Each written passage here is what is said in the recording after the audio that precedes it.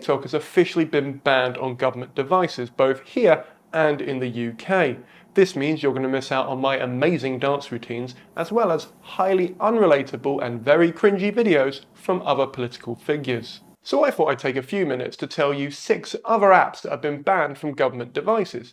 Now look, you don't need to know the hows and the whys, but if you carry on watching, I will tell you the hows and the whys. App 1. Strava. Strava was giving away the location of secret US Army bases, which is usually something reserved for the infographic show. In 2018, some members of the US Army thought they would track and then publish their jogs to their profile.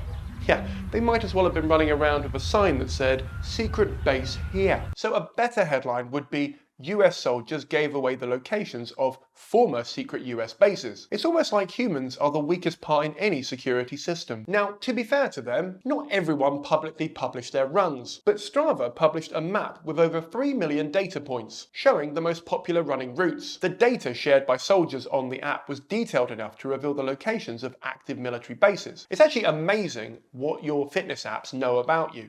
Like your Fitbit knows when you're wanking. Although weirdly enough, the map showed nothing around Area 51.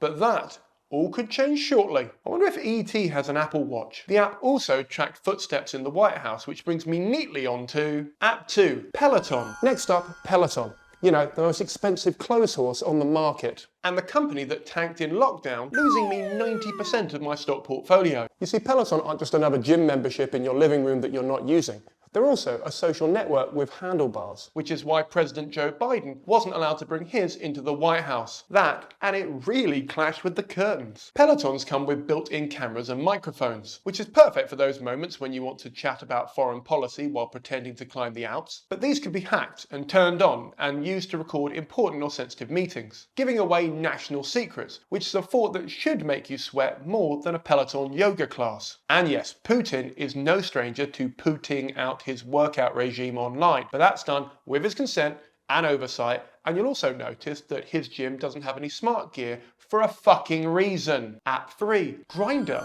Grindr, the app that I was convinced would help me find the perfect tall dark cup of joe, which it did. And after we had sex, we came here and had a cup of coffee. Nobody had an issue with Grindr, except the deep south of America and your nan, until they sold a 60% stake to a Chinese video game company. At this point, the US Army and government took notice of all these sensitive data, dick pics, location data, dick pics, chat logs, and dick pics which the app was storing. To solve the issue, the military told everyone to turn off their GPS signals and natural urges. Now you'd think that first one would have been standard from the start. App 4, WhatsApp. Now I've already done an entire video on why you should delete WhatsApp, so I'm not going to tread over old ground in this video, but WhatsApp has been causing a headache for politicians in the last few years, and for the most part, both here and in America, it's banned from all government phones. Interestingly, the Taliban hasn't Talibanned WhatsApp. If anything, they rely on it too much and keep getting kicked off. Well, if you are going to share too many office memes and beheading videos,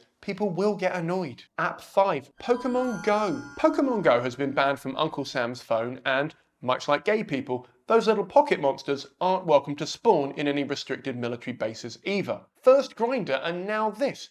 Don't they want the gays to have any fun? This is partly down to the location data that the app takes from you, but also because people are willing to run into a burning building to get a level 26 Snorlax. But oddly enough, not every government has bothered with these measures, with people seeing Pokemon popping up in Afghanistan. Is anyone else seeing a pattern here? This isn't even the first time this has happened.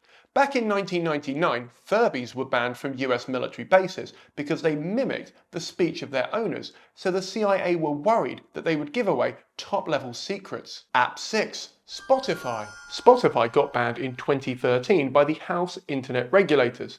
In a break with tradition, this was not due to the location information that it was mining from people's phones, but instead the peer-to-peer network that it was running on. The Chief Administrative Officer explained that peer-to-peer technology is banned to safeguard house data, while a rep from Spotify said that music is meant to bring people together. So this is a sad day for everyone. They're hippies! Previously, the US government also banned Skype because they used a peer-to-peer network as well. And in their defense, both of these bans happened in the early 2010s, which were a different time. For a bit more context, we just got away from Napster and the government feared illegal file sharing and that the US president might download malware onto White House laptops. Although, to be even fairer, if the US president is downloading malware onto White House laptops, they don't deserve to have access to the nuclear launch codes. Now, if the US government deems all of these apps too risky for their handsets, maybe you should question why they're statistically on yours. Or, more importantly, why they haven't regulated the mining of all of our data.